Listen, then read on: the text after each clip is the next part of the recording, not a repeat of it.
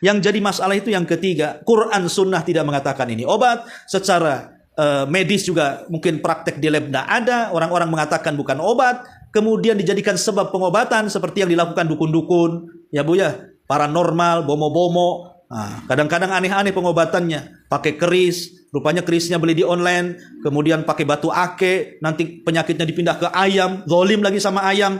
Nah ini nggak usah, kalau jelas-jelas yang seperti ini sistem pengobatannya, ini menjurus kepada kesyirikan Bu. Yang jelas-jelas saja Bu, ya datang ke dokter, datang ke ya terapis-terapis kesehatan yang memang sudah jelas gitu ya. Daripada datang ke dukun yang katanya simsalabim langsung sembuh, kata siapa tuh? Ya nggak ada ceritanya. Mereka itu hanya berdusta dan berdusta saja. Jangan percaya dengan mereka yang sok mampu mengobati dengan cepat, dengan kilat, tanpa harus operasi, begini dan begitu. Itu semua adalah hoax dan itu masuk pada kategori penipuan. Belum lagi ada unsur kesyirikan yang membahayakan akidah kita di dunia dan akhirat kita.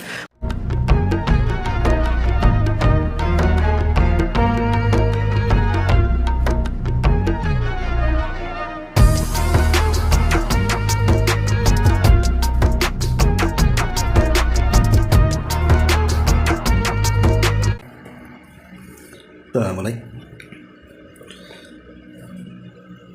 Bismillahirrahmanirrahim. Assalamualaikum warahmatullahi wabarakatuh. Alhamdulillah wassalatu wassalamu ala Rasulillah wa ala alihi wa sahbihi wa mawalah wa la hawla wa la quwata illa billahi wa ba'du.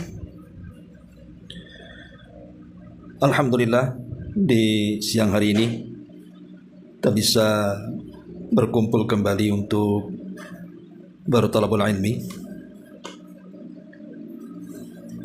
dan tak lupa salawat juga salam kita hadiahkan kepada Rasul kita Nabi besar Muhammad sallallahu alaihi wa ala alihi wasallam. Kita lanjutkan kajian kita, masih membahas kitab Bahjah Qulubil Abrar, di mana menjelaskan tentang hadis-hadis singkat atau kalam Nabi sallallahu alaihi wasallam yang sangat singkat tapi padat dengan makna.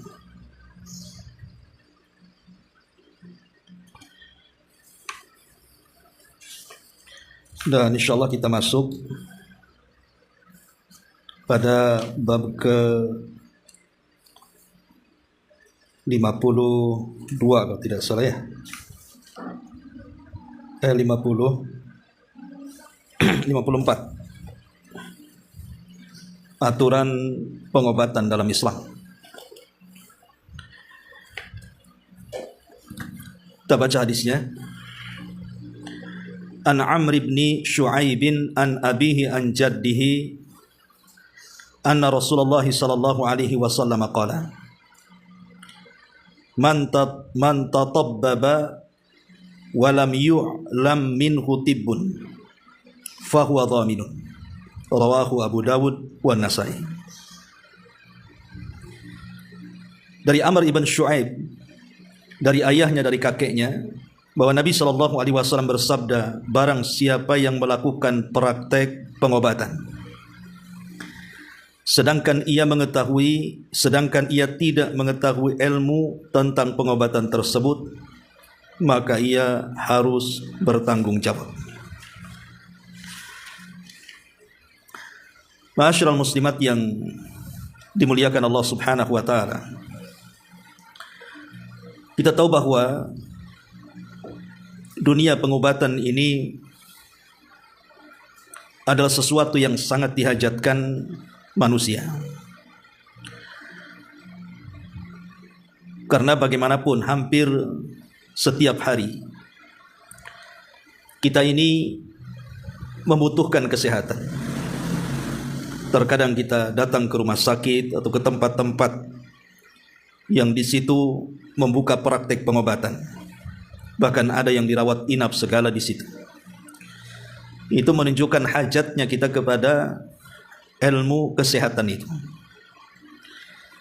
Sampai-sampai Al-Imam Asy-Syafi'i rahimahullahu ta'ala mengatakan, innamal ilmu ilmani.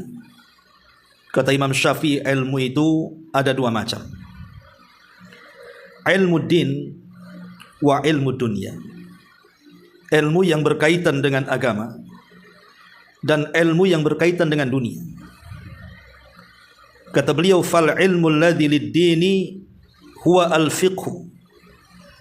Adapun ilmu yang berkaitan dengan agama, itulah yang disebut dengan ilmu fikih. Wal ilmu alladhi lid-dunya, adapun ilmu yang berkaitan dengan dunia, huwa at-tibbu, adalah ilmu yang mempelajari tentang kesehatan manusia.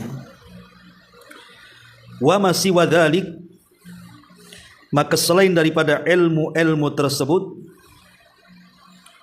fahuwa anaun au aibun, bisa saja kemudian ilmu itu sifatnya percuma ataupun sesuatu yang tidak berguna. Lihat bagaimana Al-Imam Asy-Syafi'i rahimahullahu ta'ala, Muhammad ibn Idris, menjelaskan kepada kita tentang kemuliaan ilmu yang berkaitan dengan kesehatan. Sampai-sampai beliau mengatakan bahwa ilmu itu cuma dua, ilmu agama dan ilmu kesehatan. Sampai-sampai dalam perkataan beliau yang lain, la taskunanna baladan la yakunu fihi alimun yuftika an dini wala tabibun yumbi'uka an amri badani. Kata Imam Syafi'i rahimahullahu ta'ala, jangan sampai engkau tinggal di sebuah negeri di mana di negeri itu tidak ada ulama yang bisa memberikan fatwa terhadap agamamu, dan juga tidak ada pakar kesehatan yang tidak bisa menghabarkan tentang perkara badanmu. Sedemikian tingginya ilmu kesehatan ini. Ma'asyiral muslimat yang dimuliakan Allah Subhanahu wa ta'ala, di zaman Nabi sallallahu alaihi wasallam, Nabi sallallahu alaihi wasallam sampai memerintahkan Utsman ibn Affan radhiyallahu an untuk tidak ikut perang Badar. Kenapa? Padahal perang Badar itu adalah perang penentu antara kekalahan dan kemenangan kaum muslimin, antara disembah dan tidaknya Allah Subhanahu wa ta'ala. Tapi oleh Nabi sallallahu alaihi wasallam, Utsman itu dilarang, tidak boleh terlibat dalam perang Badar. Kenapa? Karena putri beliau Ruqayyah sedang sakit, dan sakitnya parah. Makanya Nabi mengatakan kepada Utsman, urus istrimu, rawat istrimu, dan engkau akan mendapatkan bagian saham dari peperangan itu. Lihat bagaimana Nabi SAW sampai menjanjikan saham dalam peperangan, padahal Utsman tidak terlibat dalam perang. Kenapa? Karena Nabi SAW menghendaki Utsman itu merawat istrinya Ruqayyah, walaupun qadarullah tidak tertolong, kemudian Rasul pulang dari Badar itu, Ruqayyah meninggal dunia. Tetapi syahidnya di sini bagaimana Nabi menginginkan Utsman untuk merawat orang yang sedang sakit. Dan ini keistimewaan bagi orang-orang yang memiliki ilmu kesehatan, agar mereka menangani orang-orang yang berhajat kepada dia. Sebagai bentuk pahalanya, maka Nabi SAW mengatakan, man naffasa am mu'minin kurbatan min kurabid dunya, naffasallahu anhu kurbatan min kurabi yaumil qiyamah. Barang siapa yang melepaskan sebuah kesulitan pada seorang mukmin di dunia, karena sakit itu kan bagian daripada kesulitanku. Bagaimana orang sakit itu terkadang menghalangi dia untuk mencari nafkah. Bagaimana sakit itu terhalang dia untuk melaksanakan kewajibannya, entah kewajiban kepada Allah ataupun kewajiban kepada makhluknya. Jadi sakit itu bagian daripada kesulitan hidup. Gara-gara sakit kemudian dia tidak bisa apapun. Makanya Rasul mengatakan, barang siapa yang menghilangkan kesulitan satu saja dari seorang mukmin, maka Allah Subhanahu wa ta'ala akan menghilangkan banyak kesulitan bagi dia pada hari kiamat. Bayangkan kalau seorang dokter, seorang tabib, seseorang pakar kesehatan, dia menyembuhkan penyakit orang lain, satu penyakit yang ia sembuhkan, dia akan mendapatkan banyak kemudahan kelak pada hari kiamat dari kesulitan-kesulitan yaumul qiyamah. Inilah pentingnya seseorang itu mempelajari ilmu kesehatan. Makanya minimalnya adalah di antara keluarga kita itu yang paham tentang kesehatan, entah ilmu kedokteran atau ilmu-ilmu kesehatan yang lainnya, karena itu sangat berhajat atau sangat membutuhkan untuk kesehatan keluarga. Apalagi alhamdulillah di zaman sekarang tidak seperti di zaman dulu kan. Saya masih ingat dulu, saya masih kecil aja, masih SD itu rumah sakit tidak secanggih sekarang. Dan kalau masuk ke rumah sakit yang memang menurut di zaman itu udah canggih, itu udah mikir dulu tuh biayanya. Akhirnya paling tinggi datang ke mantri kan, Bu. Suntik udahlah kan begitu. Makanya kita tahu bahwa posisi seorang tabib, apakah itu dokter atau yang lainnya, itu sangat dirindukan manusia. Karena apabila manusia itu sedang sakit, yang terpikir itu pasti mereka.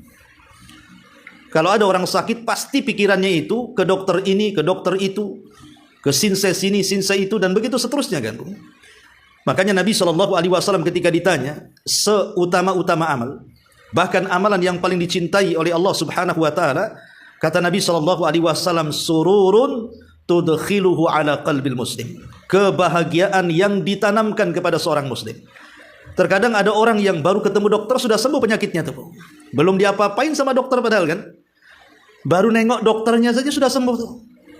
Karena tingginya keyakinan manusia kepada dokter itu. Jadi sugesti yang melekat pada kita ini kadang-kadang baru ketemu dokter saja sudah sembuh gitu ya.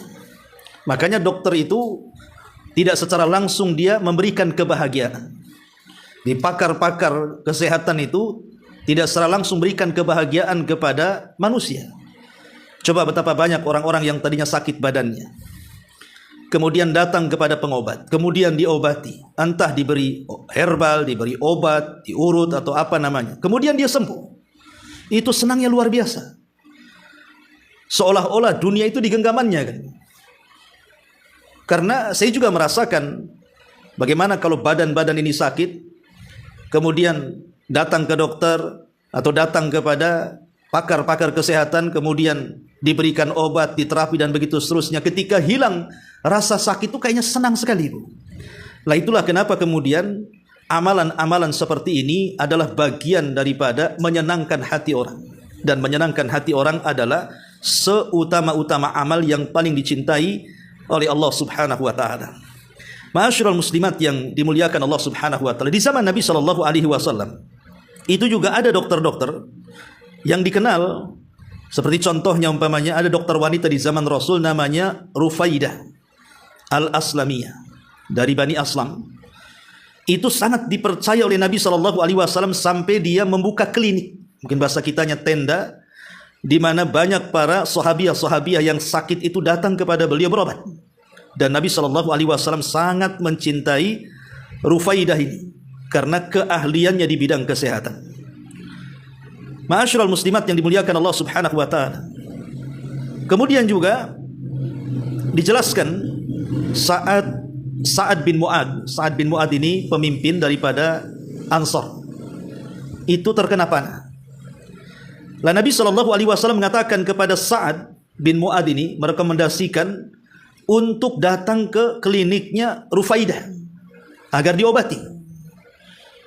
Akhirnya kemudian Sa'ad pun datang, kemudian diobati, dan Allah Subhanahu Wa Taala takdirkan akhirnya beliau juga sembuh.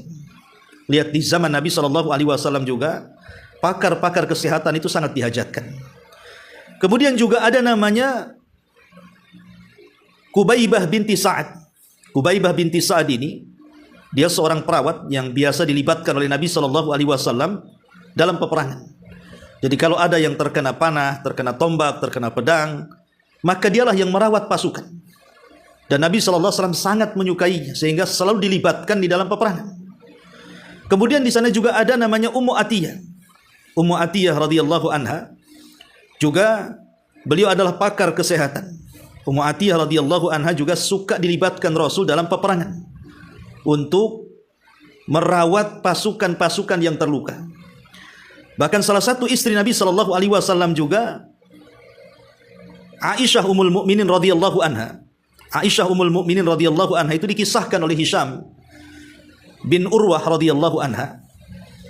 Dia mengatakan Laqad sahibtu Aisyata fama ra'aitu ahadan qat kana a'lam bi ayati unzilat wala bi fariḍah wala bi sunnah wala bi syi'ri. Kata beliau, sungguh aku telah bertemu dengan Aisyah, maka aku tidak mendapatkan seorang pun yang lebih pintar darinya tentang ilmu Quran, ilmu faraid, ilmu sunnah, ilmu syair. Dan beliau orang yang paling banyak meriwayatkan hadis Nabi SAW. Sampai beliau mengatakan, bahkan beliau ahlinya dalam ilmu kedokteran. Jadi Aisyah radhiyallahu anha itu juga ahli pakar kesehatan tuh. Sampai-sampai seorang alim besar namanya Ibnu Abdul Bar rahimahullahu taala mengatakan, anna Aisyah kanat wahidah bi asriha fi thalathati ulumin. Kata Imam Ibnu Abdul Bar rahimahullahu taala mengatakan, Aisyah adalah satu-satunya wanita pada zamannya yang memiliki kelebihan dalam 3 ilmu. Pertama, ilmu fikih, ilmu fikih. Yang kedua, ilmu syi'ri, ilmu dalam syair. Dan yang terakhir, ilmu tibbi, ilmu dalam kedokteran, kesehatan. Ya. Jadi jangan malas, Bu. Ya. Alhamdulillah sekarang ini buku-buku kesehatan sudah banyak diterjemahkan. Baik kesehatan dari barat diterjemahkan ke bahasa Indonesia. Atau dokter-dokter kita yang mengarang buku-buku kesehatan. Atau para herbalis yang mereka juga mengumpulkan ilmu-ilmu kesehatan. Ibu tinggal beli saja.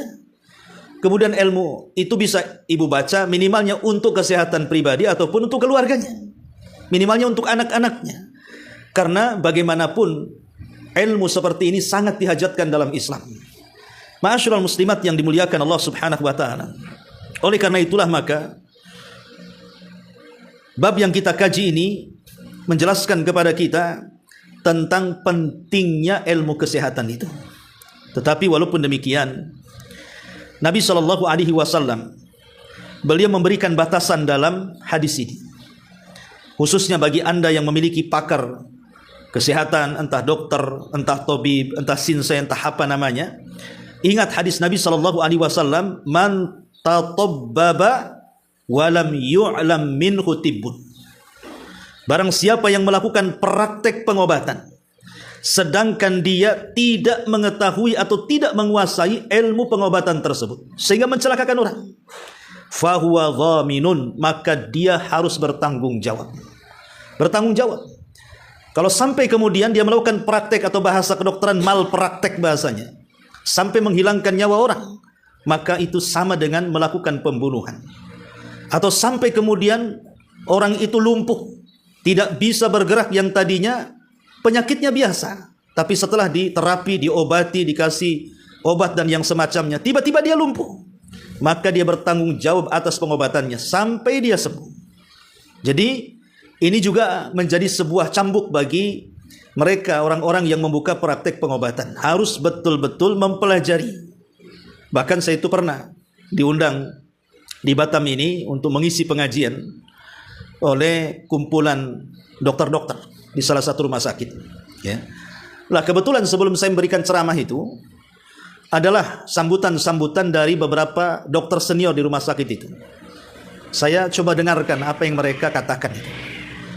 Lah, ada seorang dokter yang merupakan senior, bahkan dia kepalanya di situ mengatakan kepada junior-junior yang baru praktek itu, agar tidak boleh melakukan praktek atau memberikan obat kecuali dia harus tahu fungsinya. Kalau tidak, dia harus sharing kepada teman-temannya.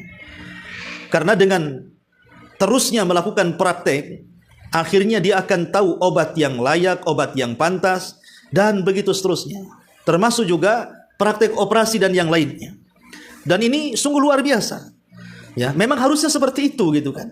Makanya ada istilah yang dikatakan oleh Syekhul Islam Ibnu Taimiyah rahimahullahu taala bahwa separuh ilmu handasa. Handasa itu maksudnya insinyur, pasti akan merobohkan bangunan.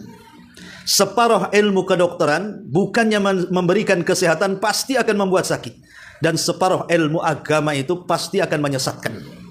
Artinya bahwa kalau kita bergelut dalam ilmu kesehatan itu, ya harus betul-betul didalami gitu ya. Kalau memang belum menguasai, jangan coba-coba kemudian dipraktikkan sebelum dia bertanya, mempelajari, atau sharing kepada teman-temannya, dan begitu seterusnya. Karena saya juga pernah menyaksikan menyaksikan, ya sudah lama sih zamannya dulu. Ada orang yang membuka praktik bekam, ya. Karena di zaman itu ya sekitar mungkin 20 tahun yang silam lah saya awal-awal ke Batam ini, ya. Jadi ada salah seorang dia melakukan praktek bekam, kebetulan orang itu pusing-pusing kepalanya, Bu. Tiba-tiba kemudian dibekam kepalanya. Tahu-tahu setelah dibekam itu bukannya sembuh gitu ya. Kemudian rupanya bekas bekaman itu tidak sembuh, akhirnya jadi borok di kepalanya, Bu. Keluar nanah dan begitu seterusnya, akhirnya masuk rumah sakit. Rupanya orang itu punya diabetes, penyakit gula basah.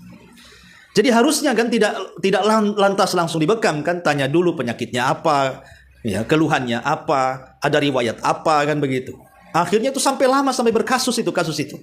Lah inilah pentingnya kemudian juga apapun, bukan ilmu kesehatan, bukan ilmu kedokteran saja, apapun ya yang namanya sebuah perkara yang tidak dalam bidangnya kemudian dia berusaha membidangi, maka tunggulah kehancurannya. Kata Nabi SAW, "Idza wusidal amru ila ghairi ahlihi fantadirisah." Kalau perkara itu diserahkan kepada yang bukan ahlinya, maka tunggulah hancurnya, tunggulah binasanya. Makanya Nabi SAW juga memberikan arahan kepada kita, siapapun yang melakukan praktek pengobatan dan dia bukan ahlinya, maka dia bertanggung jawab atas pengobatannya. Kalau terjadi sesuatu, maka dia yang bertanggung jawab semuanya. Tidak bisa dilepas tangan seperti itu. Karena bagaimanapun malpraktek itu akan membinasakan orang.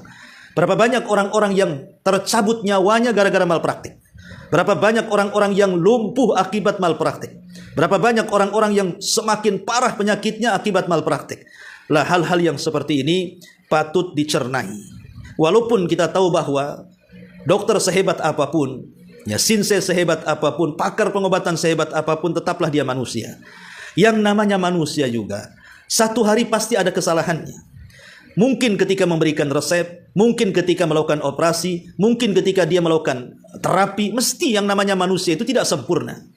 Tetapi kalau seandainya dia melakukannya itu karena kesungguhannya, memang dia pakarnya di situ, tetapi Allah takdirkan mungkin ada kelalaian satu hari, maka dia harus mengakui kesalahannya. Jangan menutupi. Terkadang banyak orang yang menutupi kelalaiannya. Akhirnya kemudian dia pun berdalih dengan berbagai macam dalih yang mencelakakan orang. Makanya pentinglah seorang pengobat, baik dia dokter atau yang lainnya, ada hubung kait dia dengan Allah Subhanahu wa taala alias muraqabah. Penting dalam ilmu pengobatan itu muraqabah, bahwa dia sedang diawasi oleh Allah Subhanahu wa taala. Karena kalau sifat ini hilang dalam dunia kesehatan ini, terkadang dokter ini asal-asal aja dia ngasih resep. Ya. Padahal resepnya tidak ada kaitan dengan penyakitnya. Ya, atau mungkin resepnya itu murah, dia ngemplang orang kemudian dimahalkan. Nah ini terjadi kan gitu. Ada yang oknum-oknum dokter-dokter juga ada terjadi seperti itu. Makanya pentingnya muraqabah. Karena tidak semua hal pun harus ditangani. Seperti orang yang datang hendak menggugurkan kandungan, ya karena tergiur dengan upah dan juga uang, akhirnya ya main di praktek saja kan begitu. Yang penting dapat uang kan. Lah ini kan bisa mencelakakan orang. Dan uang yang didapat juga tidak halal, itu uang haram. Nah hal-hal yang seperti ini, maka penting seseorang itu harus mengetahui adab-adab. Apa saja adab-adab seorang dokter ataupun praktisi kesehatan dan yang semacamnya. Yang pertama kata para ulama, harus memiliki sifat rahmat. Ya, harus memiliki sifat rahmat. Kasih sayang kepada pasiennya. Ya, ulama mengatakan harus memiliki sifat sayang atau rahmat kepada pasiennya. Sebab kalau itu yang ditanamkan bagi seorang dokter atau siapapun yang mereka membuka praktisi-praktisi kesehatan, kalau tidak ada sifat rahmat kepada pasiennya, maka itu akan mempengaruhi saat dia memberikan resep, saat dia menangani pasien, saat dia mengoperasi pasien, dan begitu seterusnya. Ya. Kemarin saya datang ke klinik, kebetulan perut agak sakit. Jadi kebetulan dokter ini juga kawan. La qadarullah kemudian orang tuanya sakit. Kemudian dibawa ke salah satu rumah sakit di Batam. Dia cerita, ya, karena kena stroke. Jadi sampai dia nasihati, karena dia dokter, sementara keluarga yang lainnya bukan seorang dokter kan itu. Sampai dia mengatakan, saya nasihati Ustadz katanya, saudara-saudara saya itu, kalau menyuapi ibu saya, itu harus betul-betul hati-hati, penuh dengan kasih sayang, bukan main masukkan nasi, masukkan makanan, enggak begitu. Ya. Karena orang sakit ini terkadang salah masuk saja, itu kadang-kadang bisa merusak organ dalamnya. Jadi saya melihat dokter ini memang subhanallah kan begitu. Sampai ke tingkat seperti itu, kasih sayang itu harus ada kan itu ya. Jadi hati-hati betul dia. Ya, sampai dia bilang sama keluarganya, jangan asal-asal, walaupun sama yang dimasukkan air umpamanya, atau sama yang dimasukkan bubur, ya. Tapi beda memasukkan sedikit-sedikit dengan kasih sayang, dengan kelembutan. Ya, walaupun istilahnya harus lama mengunyahnya, bisa 1 jam. Ya. Daripada tergesa-gesa ingin cepat habis, yang penting orang tuanya makan biar cepat sembuh, dia tidak tahu efeknya itu. Nah ini harus dipahami bahwa memang seorang terapi kesehatan itu memang harus punya kasih sayang dengan pasiennya. Karena terkadang perasaan sayang itulah yang menumbuhkan kesembuhan kepada pasiennya. Pasiennya makin yakin. Ya. Ini yang pertama kata para ulama adalah harus memiliki sifat rahmat. Yang kedua, ya, as-sabr. Seorang dokter, seorang praktisi kesehatan dan yang begitu seterusnya, maka harus punya kesabaran. Harus sabar dia, ya, menangani pasien, karena yang namanya pasien yang datang kepada mereka itu kan kadang-kadang ada yang lembut orangnya, ada yang kasar orangnya, ada yang sudah tua ngamukan orangnya kan itu ya. Ada juga yang mungkin orangnya agak sedikit gila. Ya memang harus seperti itu kan itu. Sampai ada seorang syekh itu bercerita, ya. Jadi ada pasien datang ke salah satu kliniknya, ini kejadiannya di Jeddah. Ya. Lah, rupanya ibunya ini agak sedikit gila-gila gitu, dibawa sama anaknya ke dokter. Ketika kemudian konsultasi dengan dokter, dia ngamuk sangamuk-ngamuknya, sampai kemudian meja pun dijungkir balikannya. Tapi sang dokter hanya senyum dan membiarkan. Bahkan menasihati anaknya ketika anaknya marah sama orang tuanya, dinasihati, ya, untuk jangan kasar dengan orang tuanya. Lihat bagaimana, memang begitulah kan begitu. Memang tantangan orang itu masing-masing. Mungkin tantangan dokter juga seperti itu. Maka memang diperlukan kesabaran, ya, terutama dalam operasi dan yang semacamnya. Karena kalau tidak sabar maka tentu akan mengakibatkan hal-hal yang fatal yang di luar kehendak kita. Ini yang kedua. Yang ketiga, ya, harus memiliki ahliyatun. Ahliyah itu artinya betul-betul memperdalam. Ya, jadi bukan hanya dia merasa sudah bisa kemudian itu saja, tidak, ya, harus banyak membaca, harus banyak bertanya, harus banyak belajar dan begitu seterusnya. Ilmu apa saja sih sebenarnya? Bukan ilmu kedokteran saja, ya. Ilmu pertukangan juga kan begitu. Tukang bangunan juga, semakin dia belajar, semakin dia melihat, itu makin cerdas dia. Maka termasuk juga ilmu kedokteran. Kalau mereka tidak tahu, maka Allah mengatakan fas'alu ahla dzikri in kuntum la ta'lamun. Kemudian yang keempat, ya, jaga hak Allah Subhanahu wa taala. Sesibuk apapun Anda ini mengobati orang, wahai para dokter atau yang lainnya, maka di sana ada hak Allah Subhanahu wa taala yang tidak bisa kita indahkan. Kalau datang waktu salat, kalau memang pasien ini tidak darurat salat, ya. Kalau memang tidak daruratnya, kecuali dalam kondisi darurat, Anda sedang mengoperasi yang itu antara hidup dan mati, itu lain ceritanya. Tapi kalau seandainya, ya, pasien itu masih bisa ditinggalkan dan tidak mempengaruhi kondisinya, salat. Ya. Jangan sampai kemudian pekerjaan Anda itu melalaikan hak Anda dari Allah Subhanahu wa taala. Karena pekerjaan Anda ini mulia, menolong orang. Betapa banyak nyawa-nyawa orang terselamatkan. Padahal satu jiwa kita selamatkan, satu dunia jiwa seolah-olah kita hidupkan. Jadi tetap kita ini berhubungan dengan Allah Subhanahu wa taala. Karena praktek pengobatan itu hanya sifatnya sebab. Itu bukan segala-galanya. Sehebat Anda dalam mengobati pun, namanya kesembuhan itu bukan datang dari Anda, bukan datang dari kepiawaian tangan Anda, atau bukan karena resep yang Anda berikan kepada dia. Bukan, kesembuhan itu datang dari Allah Subhanahu wa taala. Makanya penting mendekatkan diri kepada Allah, supaya kita satu sisi berdoa kepada Allah agar Allah menyembuhkan penyakit pasien yang kita tangani, sisi lain mengambil sebab. Itulah makna daripada tawakal namanya. Ya, satu sisi sebelum melakukan pengobatan, terapi, dia berdoa kepada Allah Azza wa Jalla, minta kesembuhan kepada orang yang akan disembuhkan. Yang kedua, mengambil sebab.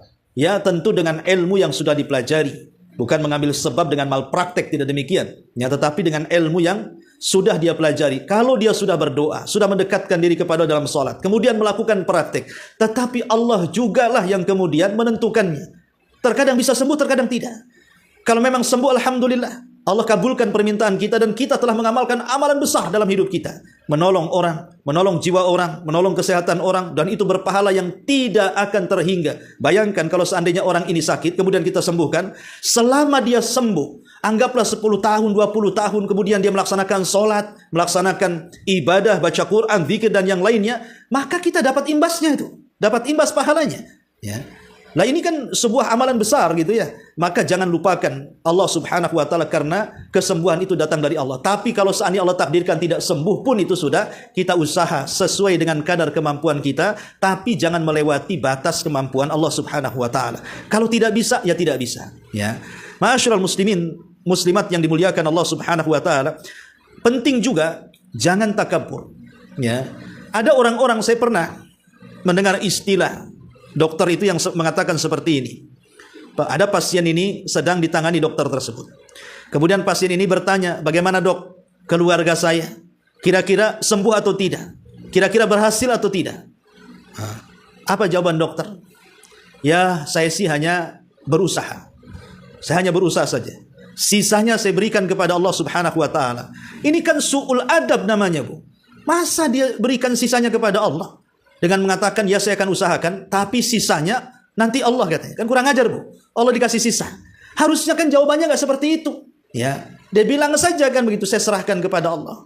Ya, ibu-ibu sama-sama berdoalah. Saya berdoa, ibu berdoa. Mudah-mudahan Allah sembuhkan penyakit keluarga ibu, dan saya akan berusaha. Kan enak tuh kalau bahasa seperti itu. Masih kemudian dekat dengan Allah subhanahu wa ta'ala. Ini tidak, saya akan usahakan. Insya Allah saya akan usahakan. Nanti ya sisanya diberikan kepada Allah. Ini lancak, ya, ini su'ul adab namanya. Jadi ma'asyiral muslimat yang dimuliakan Allah subhanahu wa ta'ala, nah ini hal-hal yang berkaitan dengan ilmu kesehatan yang harus kita pahami. Baik, kita baca sedikit di sini syarah daripada Syekh Abdurrahman As-Sa'di rahimahullah ta'ala. Ya. Ma'asyiral muslimat yang dimuliakan Allah subhanahu wa ta'ala, kata beliau di sini, hadis ini menunjukkan secara lafaz dan juga artinya bahwa tidak boleh bagi seseorang untuk melakukan sesuatu praktek pekerjaan yang dia tidak mumpuni dalam bidang tersebut, baik dalam praktek pengobatan atau yang semisalnya. Dan barang siapa yang berani melakukan hal itu, maka dia berdosa dan ia bertanggung jawab atas akibat dan perbuatannya, seperti hilangnya nyawa atau salah satu dari anggota tubuhnya cacat. Adapun harta yang dia ambil sebagai upah dari pekerjaan yang bukan keahliannya, maka harta tersebut harus dikembalikan kepada orang yang memberikannya. Karena hakikatnya ia tidak melakukan sesuatu kecuali tipu daya dan membuat orang lain berprasangka bahwa ia ahli di bidang tersebut, padahal tidak demikian. Maka hal itu termasuk dalam kategori penipuan. Allah mengatakan, man ghassana falaysa minna. Barang siapa yang menipu kami, maka dia bukan termasuk golongan kami, kata Nabi. Jadi kalau tetap diambil uang itu dari hasil malprakteknya, maka haram hukumnya. Ya, makanya perlu dibutuhkan kejujuran dokter itu. Kalau memang karena dia lalai, keteledoran dia harus ngomong kepada pasiennya, maaf saya kasih salah obat, kasih salah resep gitu ya. Dan dia harus kembalikan uangnya tuh. Ya. Dan dia harus bertanggung jawab. Kalau memang dia lalai gitu karena kelalaiannya, akhirnya dia salah ngasih resep, dia salah ngasih obat, akhirnya kemudian penyakitnya makin parah gitu kan. Dia harus jujur. Ya, dokter itu harus jujur. Ya, maaf saya yang salah, kemarin saya kasih obat yang salah, biar saya perbaiki, saya kasih obat yang insya Allah bisa mengobati. Harusnya seperti itu. Ya, itu penting karena kalau tidak jujur masuk pada hadis man ghassana falaysa minna. Kemudian kata beliau, termasuk dalam hal ini adalah tukang bangunan, tukang kayu, pandai besi, tukang jahit, tukang tenun, dan yang semisalnya dari orang-orang yang mempromosikan dirinya bahwa ia memiliki keahlian di bidang tersebut agar orang lain menyangka demikian padahal dia sedang berdusta. Karena begini, Bu, kepercayaan kita kepada dokter itu lebih yakin dibandingkan kepercayaan kita kepada bidang-bidang yang lainnya. Pamannya kita berhadapan dengan tukang bangunan, dia pakar di bangunan. Atau dia di bidang tukang jahit, memang dia pakar di jahit. Tetapi keyakinan kita kepada dokter itu jauh lebih melekat dibandingkan kepada keahlian yang lainnya kan. Buktinya apa? Kalau sudah dokter ngomong, Bu, tidak bisa dibantah, Bu. Contoh umpamanya nih, saya selaku ustadz, saya berceramah, tentang bahaya zina. Bahwa zina itu akan mengakibatkan banyak penyakit. Bisa mengakibatkan penyakit AIDS, bisa mengakibatkan penyakit kelamin, bisa berbahaya, bisa dikutuk, bisa dilaknat, bisa diazab, masuk neraka. Kadang-kadang nggak takut, Bu. Ya. Coba kalau yang ngomong dokter. Ya. Kata dokter, kau kena AIDS ya, 3 hari lagi kau mati. Berhenti kau zina. Saya yakin, Bu, dokter lebih ceter itu omongannya itu. Pasti lebih didengar tuh dibandingkan ustadz tuh. Ya kan, Bu? Kalau dokter udah ngomong begitu, kau berhenti berzina. Kalau tidak berhenti, kau akan mati kena penyakit 3 hari lagi. Saya yakin berhenti total orang itu. Tapi ustadz ini kalaupun wawas bahasanya, Bu ya, sampai berbusa-busa dia ngomong. Dalil Quran, sunnah, perkataan ulama ditakut-takuti dengan neraka pun, ya keluar telinga kanan, masuk ke telinga kiri. Kadang-kadang mental tidak masuk. Lah inilah yang menunjukkan bahwa kepercayaan kita kepada mereka itu luar biasa. Maka jangan disia-siakan. Ya, kepercayaan para pasien itu, kalau datang kepada terapi-terapi ahli-ahli kesehatan, pakar-pakar kesehatan itu, apalagi dengan promo-promo kadang-kadang, janganlah kita ini menutup-nutupi kekurangan. Kadang-kadang baru buka praktek, baru belajar gitu ya. Kadang-kadang promonya itu seolah-olah dia melebihi dokter kan itu ya. Saya itu kadang-kadang heran juga. Ya, buka layanan kesehatan. Insya Allah dengan terapi ini dapat menyembuhkan 1 penyakit ini, 2 penyakit itu, sampai beberapa penyakit itu ditulis dia. Ya. Padahal dia sendiri sekolahnya di mana, belajarnya sampai di mana, berapa ratus orang yang sudah disembuhkan dia. Ya. Jangan kemudian lihat suhunya yang sudah biasa mengobati orang kan gitu ya. Kemudian diajari ini bisa mengobati ini, kemudian dia praktek. Tidak demikian juga. Makanya kan perlunya pengalaman di lapangan itu untuk menunjukkan keahlian kita diri sendiri. Jangan menipu orang dengan promosi-promosi itu. Jangan kayak tukang obat yang di pasar-pasar di zaman bahula itu kan. Kayak ustadz ceramah di pasar-pasar. Padahal dia penipu. Na'udzubillah. Ya. Kemudian kata beliau, dapat dipahami dari hadis ini bahwa dokter yang mahir dan yang semisalnya, jika melakukan praktek pekerjaan, namun ia tidak berhasil, bahkan mengakibatkan adanya kerugian, maka dia tidak bertanggung jawab atas kegagalannya. Jadi, kalau memang dia sudah ahlinya, tetapi memang Allah takdirkan meleset, mungkin belum ditakdirkan sembuh pasiennya, atau mungkin sampai merenggut nyawanya, maka ini bukan karena kelalaiannya, karena memang dia sudah berusaha. Itu sudah takdirnya, mungkin penyakitnya tidak sembuh, jiwanya terancam dan begitu seterusnya.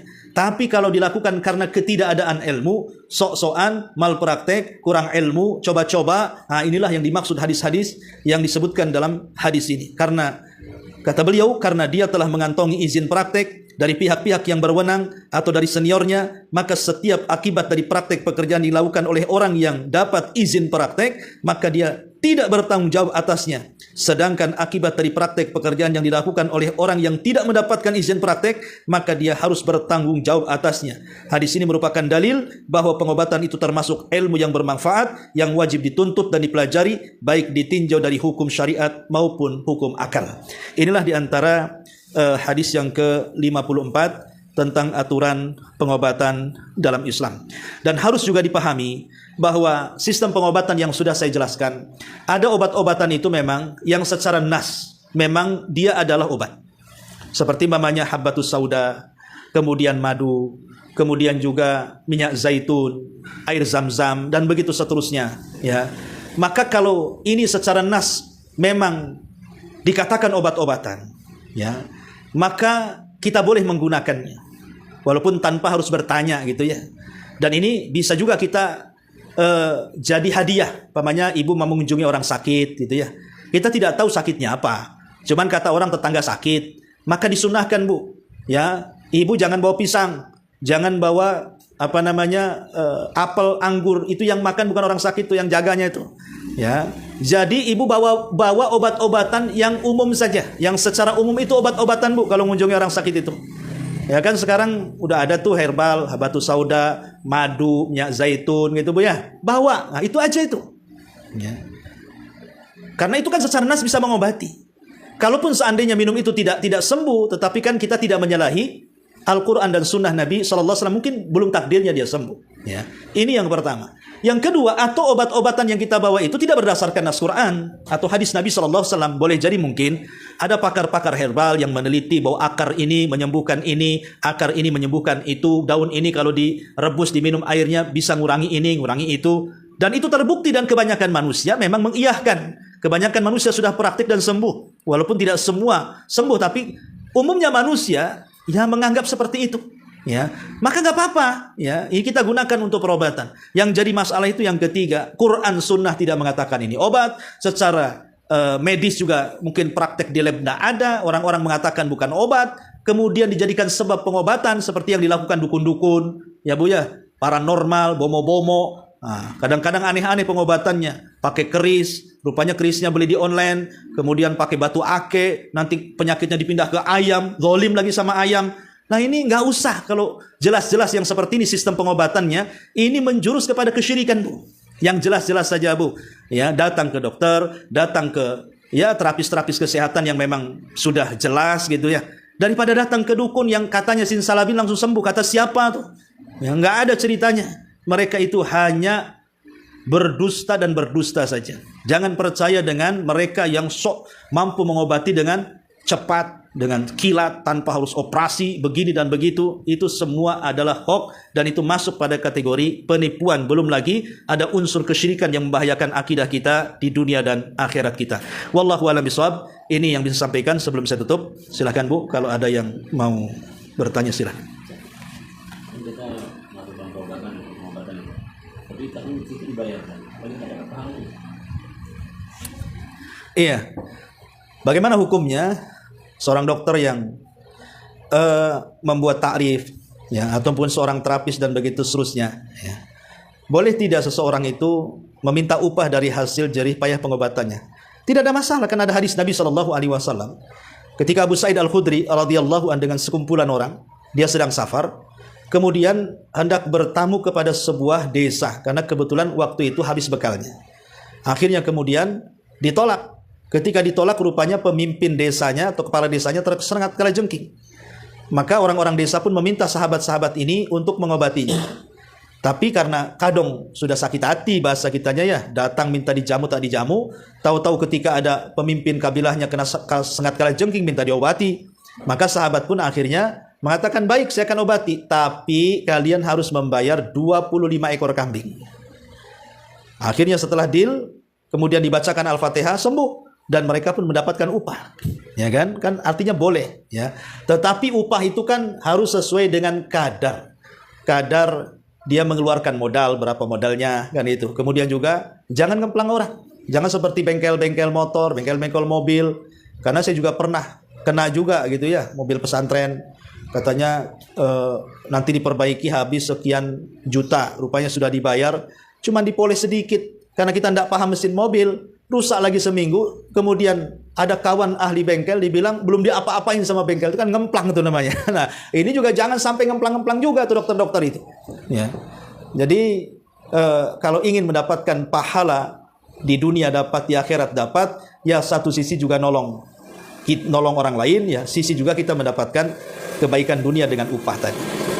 Wallahu a'lam.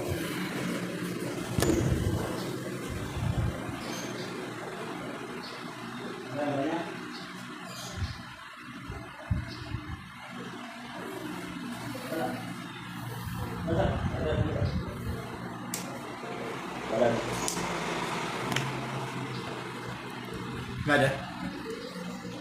Oh ya, kalau tidak ada, alhamdulillah.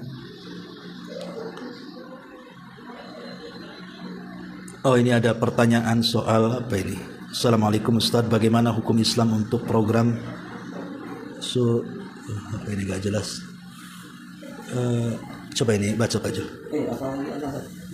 Ini. Surrogensi, di mana embrio bayi tabung suami istri dititip dalam rahim wanita lain sampai dilahirkan, dan bagaimana nasabnya anak tersebut. Oh, menitipkan embrio di rahim orang lain gitu. Ya, alhamdulillah. Wallahu alam, ini kan perkara-perkara kekinian kontemporer ya. Di zaman Nabi SAW tidak ada yang seperti ini ya.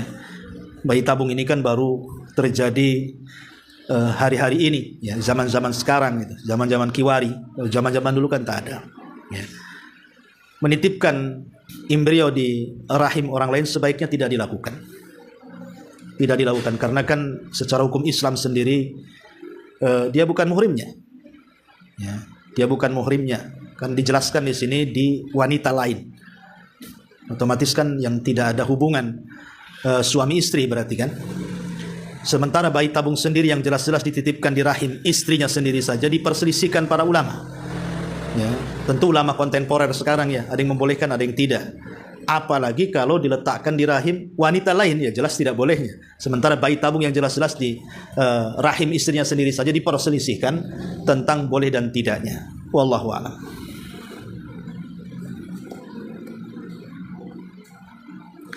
Ustadz, gimana kalau kita berobat kepada non-muslim? Ya tidak ada masalah. Ya, itulah kadang-kadang harusnya memang kita ini memilah dan memilih kan gitu ya. Kalau memang ada dokter muslim yang amanah, maka carilah dokter muslim yang amanah. Tapi terkadang ada beberapa dokter itu yang spesialis, itu kebanyakan dikuasai oleh orang-orang non-Islam. Persis seperti yang dikatakan Al-Imam Fakhrul Razi rahimahullahu ta'ala, bahwa orang-orang non-muslim itu telah menguasai jauh lebih hebat, lebih canggih ya dalam ilmu perobatan dibandingkan kita kaum muslimin. Kata beliau itu di zamannya beliau mengatakan seperti itu. Dan kita rasakan juga pada hari ini. Ya, kita lihat di rumah sakit itu, kalau melihat spesialis-spesialis itu kan banyak non-muslim. Tetapi tidak ada masalah. Karena ini urusan dunia bukan urusan agama. Boleh kita berobat kepada dokter non-muslim kalau memang dia spesialis di situ. Selama tidak merusak akidah kita. Ya, umpamanya rumah sakit tertentu, yang rumah sakit itu milik orang non-muslim. Sebelum perobatan harus ada ritual menurut agama mereka, itu ya tidak usah kan itu ya. Ya. Tetapi kalau seandainya tidak ada ritual-ritual keagamaan, ya memang murni dia keahlian sebagai dokter, kemudian kita datang dan diobati, tidak ada masalah. Ya, jadi nggak ada hubung kait dengan urusan agama. Itu urusan dunia, muamalah dunia. Maka boleh bermuamalah dengan siapa saja, yang jelas mendapatkan dokter yang amanah. Ya, mendapatkan dokter yang amanah, yang memang terpercaya. Tapi kalau ada dokter yang muslim tentu lebih baik lagi. Kalau tidak ada, yang tidak ada masalah. Ya, termasuk juga kalau seandainya tidak ada dokter lagi kecuali yang laki-laki dalam hal spesialis tertentu, sementara pasiennya perempuan. Nah, ini juga dibahas oleh para ulama kan gitu. Bagaimana hukumnya? Kalau memang mendesak dan sifatnya darurat, ya tidak ada apa-apa. Tidak ada masalah, karena bagaimanapun ad-darurat tubihul mahdurat, sesuatu yang diharamkan itu menjadi boleh dalam kondisi darurat. Tapi kalau masih ada dokter wanita, sama-sama wanita, sehingga tidak sungkan ketika membuka aurat atau memegang atau menyentuh dan begitu seterusnya, maka sebaiknya cari dokter yang wanita, itu lebih akhwat, lebih terjaga. Wallahu a'lam bishawab. Ya, sampai di sini. Mudah-mudahan ada manfaatnya. Subhanaka wa bihamdika, asyhadu an la ilaha illa anta, astaghfiruka wa atubu ilaik. Allahu ta'ala. Assalamualaikum warahmatullahi wabarakatuh. Tanya lagi. Hukum vaksin yang ada kandungan. Oh, yang ditambahan hukum vaksin yang ada kandungan bahan haram, sedangkan tidak ada vaksin lain selain itu. Ya, wallah, ini sudah dibahas oleh para ulama. Ya, kalau memang ada vaksin yang bahannya halal, ya sebaiknya cari bahan halal. Tapi kalau tidak ada kecuali dari bahan yang haram, ya kalau itu memang darurat, maka tidak masalah. Tapi kalau tidak darurat, ya tidak boleh. Ya, wallahu a'lam.